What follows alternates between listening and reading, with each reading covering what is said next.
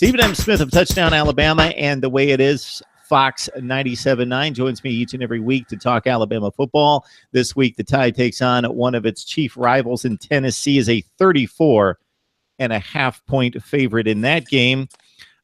Alabama, of course, I am one of those people that you allude to in talking about that expected Bo Scarborough to be the guy, Stephen M. I was the guy that was completely sold into this guy being the next Derrick Henry in Bo Scarborough, but it's been Damian Harris as the number one back, coming off a sensational 9-carry, 125 two-touchdown performance. But there's another back that may be able to fill a void that neither Scarborough or Harris can fill, that could be a little bit more versatile and add something to the Bama attack as they play some of the better teams down the stretch and then possibly into the college football playoff. And that back is none other than Josh Jacobs, who was the recruiting GM of the 2016 class. People are still dumbfounded by Josh Jacobs' tape from high school, which he came out of McLean High School in Tulsa, Oklahoma, that his tape didn't hit the mainstream until late in the ball game. Of course, last year, Jacobs wasn't expected to do much.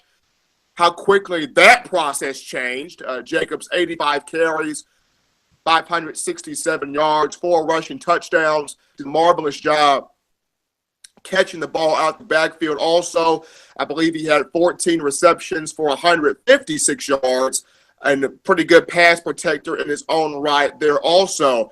Josh Jacobs went through a hamstring injury during the latter portion of fall camp. And prior to hurting this hamstring, when Brian Daboll came to Alabama from the National Football League and the New England Patriots, he came with this offense in mind for Josh Jacobs. By that is, you go back to Brian Daboll with the New England Patriots. Yes, it was more so of a tight end, wide receivers coach. But when you look at the running backs New England has had, when you talk Kevin Falk, or you talk Kevin Falk, or Deion Lewis, or James White, or Shane Vereen, these guys that can catch the ball out of the backfield, you can put them in the slot, they can run routes, and Tom Brady just gets them the football. They are a mismatch for linebackers and safeties and some cornerbacks because of their speed and their shiftiness. You're even seeing that with Christian McCaffrey in the NFL right now. Christian McCaffrey coming out of Stanford, now with the Carolina Panthers. But with that offensive dynamic, Brian Daboll sees that in Josh Jacobs, and he built this offense around him to start the year. When Josh Jacobs went down with the hamstring and had to, miss some games, didn't play in some games, Daboll had to put that offense on the back burner and really kind of change his scheme around. Josh Jacobs was finally back to his old self against Ole Miss, had about 3 to 4 touches in that game for 86 yards, all-purpose wise, and a touchdown. And then last week against Arkansas, to get him involved more, could not quite do that. Nick Saban very much so aggravated with the fact that he couldn't get Josh Jacobs involved more. And he's been talking about all week, not just the young guys, the Jerry Judys, the Henry Ruggs, the Devonta Smiths of the world, but he wants to get that ball into the hands of Josh Jacobs. But it's more than just the elusive side. Physicality to him. Josh Jacobs can run people over. He can plow through people. He can truck people over.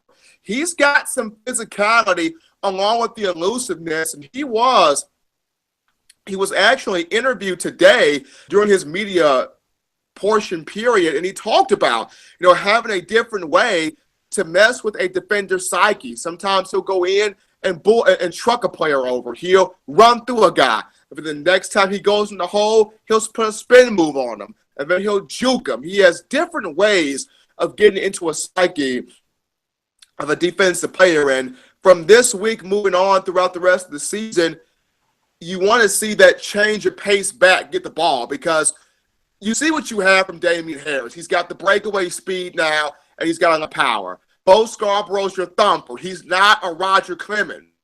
Bo Scarborough is Mariano Rivera. You bring him in the 8th and 9th inning and let him go to work. You bring Bo Scarborough in the 4th quarter and you let Bo go to work. And then you have Josh Jacobs, your change of pace, kind of reliever like back that he can start, but then he can also finish, and he can also play somewhere in the middle. So you got Josh. You basically have Damian Harris as your starter. You got Josh Jacobs, who's your middle relief guy that could start. And then you have Bo Scarborough. He's your closer. You don't start that guy.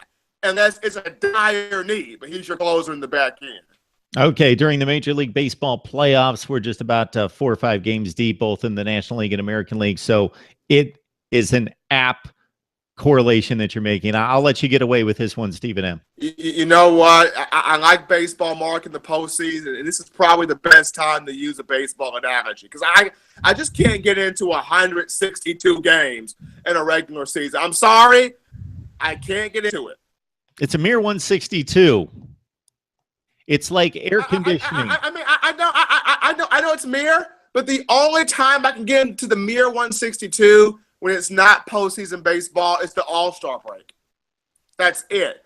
And that's when I get a chance to watch, okay, who's in the home run derby, who's playing in the All-Star game, stuff on that number. Now, I may watch an occasional pitcher from time to time, but the whole 162, I'm just like,